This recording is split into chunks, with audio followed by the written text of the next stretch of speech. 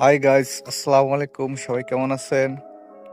অনেকদিন পরে আপনাদের মাঝে আসলাম। অনেকদিন কোনো ভিডিও বানানো হয় না, ভিডিও বানাতে পারি না একটু ব্যস্ততার কারণে। রেল লাইনে আসলে হাঁটাটা অনেক মজার একটা আনন্দের বিষয়। মন ভালো রাখার একটা স্থান হচ্ছে রেল লাইন। রেল লাইনে যে আসছেন তারা জানেন যে রেল লাইনে হাঁটা কত একটা মজার এবং আনন্দের। তো একটা গান আছে না জানি কথা আছে, বলে যে রেল লাইনের ধারে মেঠো পদ্মার বুকে দাঁড়িয়ে। বাকিটা আমার মনে নাই, যদি কেউ জানেন অবশ্যই জানাবেন। তো আরেকটা বিষয় যে আপনাদের এখন দেখাবো, আমি মাটির ঘর দেখাবো। আপনারা হয়তো মাটির ঘর অনেকেই দেখেন নাই, তো আপনাদের এখন আমি মাটির ঘর দেখাবো। তো বন্ধুরা, আপনারা এখনই দেখবেন মাটির ঘর। ওই যে আমরা দেখতে পাচ্ছি মাটির ঘর, এই যে আপনাদের দেখাচ্ছি সেই পুরানো প্রাচীনকালের সেই মাটির ঘর এখনো আমরা দেখতে পাচ্ছি। মাটির ঘর কিন্তু খুবই প্রাচীন যুগের মানুষ বসবাস করত। তো গাইস, আজকের ভিডিও এই পর্যন্তই।